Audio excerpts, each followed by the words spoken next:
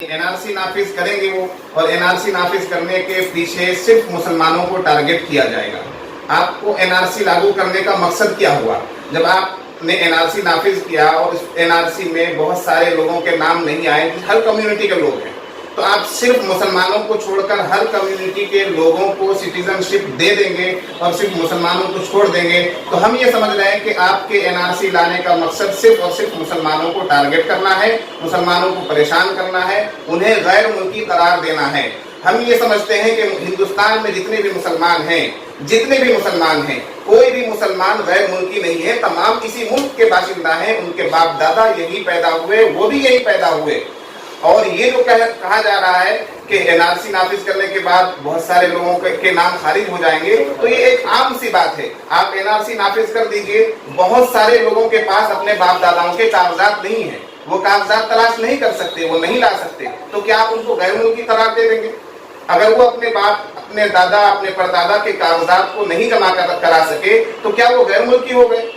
और गैर मुल्की हो गए, उनमें मुसलमानों का भी नाम आया, दीगर तबकों का भी नाम आया, हिंदुओं का भी, ईसाइयों का भी, बुद्धिस्टों का भी। तो आप एक तरफ कह रहे हैं कि इन सभी को हम सिटीजनशिप दे देंगे, कुछ उसके कवानीन हो गए, भाई 6 साल या किसी जगह रहने के बाद या 7 साल रहने के बाद हम उनको सिटीजनशिप दे देंगे, लेकिन मुसलमानों को सिटीजनशिप नहीं देंगे। तो हम ये समझ रहे हैं कि एनआरसी का मकसद सिर्फ और सिर्फ मुसलमानों को टारगेट करना है। ये जो हुकूमत रवैया इख्तियार कर रही है, एक मुतासिबाना रवैया है, और ये सिर्फ एक बड़ी कम्युनिटी के खिलाफ, जो समझिए कि अकलियत में तो है लेकिन मुल्क में दूसरी अक्सरियत में मुसलमान हैं, 40 करोड़ से ज्यादा मुसलमानों के खिलाफ आपकी हुकूमत जो है काम कर रही है। ऐसी हुकूमत और ऐसे हुक्मरानों से हम खैर की तवक्को कैसे करें, जो गृह मंत्री बने हुए हैं, वजीर दाखिला बने हुए हैं, जिन्होंने शपथ ये लिया है कि हम तमाम तबकों के साथ एक जैसा रवैया करेंगे, वो अपने शपथ के खिलाफ कर रहे हैं। जिन्होंने शपथ ये लिया है कि हम मुतासिबाना रवैया नहीं दिखाएंगे, वो अपने शपथ के खिलाफ काम कर रहे हैं। जिनका नारा ये है कि सबका साथ, सबका विकास और सबका विश्वास, वो मुसलमानों का विश्वास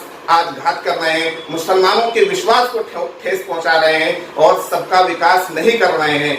बेशुमार काम आपके विकास के पड़े हुए हैं, उन तमाम विकास के कामों को छोड़कर आप खास एक तबके को, मुस्लिम कम्युनिटी को टारगेट बना रहे हैं, उन्हें गैर मुल्की करार देने की एक साजिश रच रहे हैं। तो ये साजिश नहीं चलेगी, ये साजिश नहीं चलनी चाहिए। मैं तमाम मुस्लिम तंजीमों से कहना चाहूंगा कि आप मैदान में आए और गृह मंत्री अमित शाह के खिलाफ एफआईआर दर्ज होना चाहिए कि इन्होंने अपने शपथ के खिलाफ कैसे बयान दिया, इन्होंने अपने शपथ के खिलाफ कैसे बयान दिया। ये तो आईन हिंद के खिलाफ है, ये तो हिंदुस्तान की जमहूरियत के खिलाफ है। आप हिंदुस्तान में रहते हैं, जमहूरियत की मुहाफजत का आपने वादा लिया है कि हमारी जो जमहूरियत है और जो हमारा आइन है, संविधान है, हम उसकी हिफाजत करेंगे। आप ही संविधान को तोड़ रहे हैं, तो इनके खिलाफ केस दर्ज होना चाहिए। तमाम मुस्लिम तंजीमों से दरख्वास्त है कि हर जगह एफआईआर दर्ज कराइए और एक एक एफआईआर में 1,000, 1500 लोगों के नाम होने चाहिए, तभी वो एफआईआर जानदार बनेगी और हर जगह काम होना चाहिए।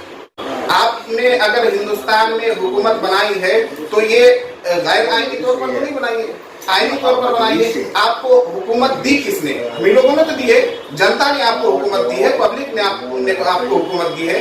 तो एक बड़ी पब्लिक के खिलाफ आप साजिश रचने लगे, आप अपने शपथ के खिलाफ चलने लगे, अपने मुआहिदों को तोड़ने लगे, तो ये गलत बात है। इस तरह की साजिशें नहीं होनी चाहिए। देखिए, जमीयत उलमा हिंद 2 धड़ों में तकसीम हो चुकी है।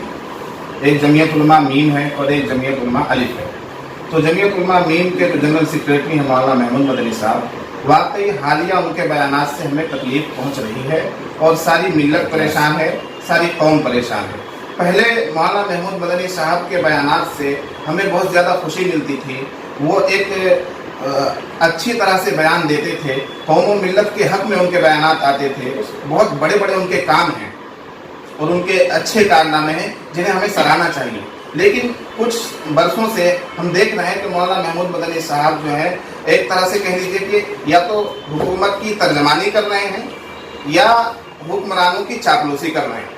हमें समझ में नहीं आ रहा है कि वो क्यों कश्मीर के मुद्दे पर भी कहते हैं कि हुकूमत ने जो किया वो ठीक किया, हम हुकूमत के साथ हैं। अभी जो अमित शाह ने कलकत्ता में बयान दिया, इस पर मौलाना महमूद मदनी साहब का कहना ये है कि ठीक है, غیر مسلم اگر آئے یہاں پناہ لیں اور حکومت ان کو پناہ دے دے تو بہت اچھی بات ہے، لیکن ہم غیر ملکی مسلمانوں کو برداشت نہیں کریں گے۔ تو مولانا محمود مدنی کے ان بیانات سے قوم و ملت پریشان ہے، اور میں آپ کو بتا دوں کہ تمام علماء ان کے ان بیانوں سے متفق نہیں ہیں۔ تمام علماء پریشان ہیں، اور کوئی بولنے کی جسارت اس لیے نہیں کر رہا ہے کہ ہر کسی کے ساتھ اپنا ہوتا ہے، ہر کسی کے ساتھ اپنا بزنس ہے، ہر کسی کے ساتھ اپنا کچھ نہ کچھ معاملہ ہے، اس لیے بولنے کی کوشش نہیں کر رہا ہے۔ ہم یہ سمجھنا چاہ رہے ہیں کہ جو ہماری قوم و ملت کی رہنمائی کر رہے ہیں اور قیادت کر رہے ہیں، تو قیادت کا کیا مطلب ہے کہ آپ قوم و ملت کے لیے بولیں؟ آپ نے ایک طرف یہ تو کہہ دیا کہ ہم غیر ملکی مسلمانوں کو ہندوستان میں برداشت نہیں کریں گے، تو آپ کو یہ بتانا ضروری ہو گیا ہے کہ ہندوستان میں کتنے غیر ملکی لوگ رہ رہے ہیں۔ کیا آسام میں جن 7 لاکھ مسلمانوں کا نام NRC لسٹ سے چھاٹ دیا گیا ہے، کیا آپ ان کو غیر ملکی قرار دے رہے ہیں؟ کیا وہ 7 لاکھ مسلمان غیر ملکی ہیں؟ یو پی میں NRC نافذ ہونے جا رہا ہے، نہ جانے کب NRC نافذ ہو جائے، اور میں سمجھتا ہوں کہ NRC اس لیے رکی ہوئی ہے کہ پہلے سٹیزن شپ امینڈمنٹ بل پاس کیا جانا ہے، اس کے پاس ہونے کے بعد صوبہ در صوبہ ایک پردیش سے دوسرے پردیش میں NRC نافذ ہو جائے گا، تو جو جتنے مسلمانوں کے نام NRC لسٹ میں آنے سے رہ جائیں گے، کیا آپ ان سبھی کو غیر ملکی قرار دے دیں گے؟ اس لیے میرے بھائی، غیر ملکی اس ہندوستان میں کوئی نہیں ہے، یہ صرف مدعوں سے بھٹکانے کا ایک معاملہ ہے۔ آپ کام نہیں کر پا رہے ہیں ترقیات کے سمت میں، آپ کام نہیں کر پا رہے ہیں ہندوستان کو آگے بڑھانے میں، آپ نہیں کام کر پا رہے ہیں معیشت کو آگے بڑھانے میں۔ آج آپ کی GDP کہاں ہے؟ آج آپ کی معیشت کہاں ہے؟ آج آپ کے ہندوستان میں ترقیاتی کام کہاں ہو رہے ہیں؟ ہیلتھ ڈپارٹمنٹ کی کیا حالت ہے؟ اسکولز کی کیا حالت ہے؟ تعلیم کی کیا حالت ہے؟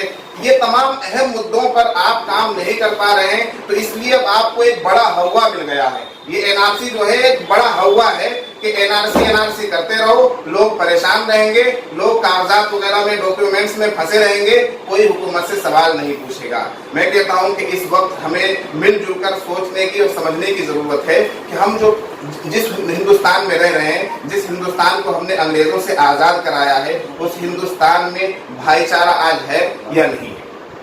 آج اس ہندوستان میں سب مل کر جو ہے اپنی ترقی کے لیے سوچ پا رہے ہیں یا نہیں سوچ پا رہے ہیں؟ آج ہمارے بچوں کو نوکریاں مل پا رہی ہیں یا نہیں مل پا رہی ہیں؟ آج ہماری سڑکیں اچھی ہیں یا نہیں؟ آپ جس کشن گنج میں بیٹھے ہیں، جس سیمانچل میں بیٹھے ہیں، پورے ہندوستان میں سب سے پسماندہ بہار ہے، بہار میں سب سے پسماندہ سیمانچل ہے، سیمانچل میں سب سے پسماندہ آپ کا کشن گنج ارریہ یہ ضلع ہیں۔ آپ کے کشن گنج میں کتنی اموات ایسی ہو جاتی ہیں جنہیں ڈاکٹر میسر نہیں ہوتے، جنہیں ہسپتال میں دوائیاں میسر نہیں آتی۔ آپ کے کشن گنج میں صاف پانی نہیں ہے، صاف پانی نہ میسر ہونے کی وجہ سے سب سے زیادہ مہیلائیں یہاں بیمار پڑتی ہیں اور کینسر کا شکار ہو جاتی ہیں۔ یہ تمام ایشوز ہیں، مدعے ہیں جن پر آپ کو کام کرنا چاہیے۔ آپ کی سرکار کسی بھی مدعے پر کام نہیں کر پا رہی ہے، اور جو ہے یہ ایک ہوا پھیلا رکھا ہے، یہ NRC ہے تو یہ NPR ہے، اور اس طرح سے لوگوں کو پریشان کیا جا رہا ہے۔ تو ہم حکومت سے بھی کہنا چاہیں گے اور اپنی قوم و ملت کے قیادت کرنے والے علماء سے بھی کہنا چاہیں گے کہ صحیح سمت میں اپنی قوم کو آپ ڈائریکشن دیجیے، انہیں کہیے کہ جو جائز سوالات ہیں وہ حکومت سے آپ بھی رکھیے۔ آپ کیوں نہیں پوچھ رہے ہیں؟ آج جو کشمیر کی یہ حالت بنی ہوئی ہے، اس کی ذمہ داری کون لے گا؟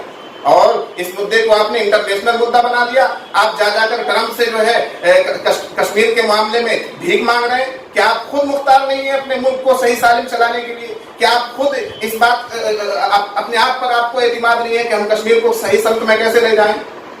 آپ کا کشمیر پہلے بھی تھا، اب بھی ہے اور آئندہ بھی رہے گا، لیکن صرف کشمیریوں کو اپنانے کی ضرورت ہے، کشمیریوں کی ذہنیت کو اپنی ذہنیت سے موافق بنانے کی ضرورت ہے، جس میں آپ ناکام ہو رہے ہیں۔ اس لیے عمران خان کو موقع ملا اور فلاں کو موقع ملا، دیگر دیشوں کے جو ہے بادشاہوں کو موقع ملا کہ وہ آپ اس معاملے میں انٹرفیئر کر رہے ہیں، ورنہ ٹرمپ کی کیا حیثیت ہے کہ وہ ہمارے مدعے پر فیصلہ کریں؟ جتنے بھی اقلیتی طبقے ہیں، الپ سنکھیک سے جو تعلق رکھتے ہیں، ان سبھی سے میں گزارش کرنا چاہوں گا کہ میرے بھائی، یہ وقت اتحاد و اتفاق کا ہے، یہ وقت ایک ساتھ مل بیٹھ کر سوچنے کا ہے، یہ وقت غفلت اور سونے کا وقت نہیں ہے۔ اس لیے ہم سبھی کو بیدار رہنے کی ضرورت ہے، اور بیدار رہ کر متحد ہو کر متفق ہو کر हुकूमत से जायज मुतालबात करने की जरूरत है। आज हम डरे हुए हैं, हुकूमत से अपने हुकूक के लिए भी मांग नहीं कर रहे हैं। हमें अपने हुकूक के लिए आगे बढ़ना चाहिए। अगर घर बैठे हुए हमें हुकूक नहीं मिल रहे हैं तो हमें सड़क पर निकलना चाहिए। सड़क पर निकलकर हमें हुकूक नहीं मिल रहे हैं तो हमें चौराहे पर आना चाहिए, लेकिन अपने हुकूक की लड़ाई हमें लड़नी होगी। ये वो दौर है कि अपने हक के लिए हमें आवाज उठाने की बिल्कुल जरूरत है। अपना हक घर बैठे बिठाए हमें नहीं मिल रहा है, और वो वक्त भी अगर आए कि हक छीन कर लिया जाए तो छीन कर लेना चाहिए। बुजुर्गों का कौल है, तो हम अपने हक के लिए किसी भी हद तक जा सकते हैं। इंशाअल्लाह हमारे हक को कोई दबा नहीं सकता।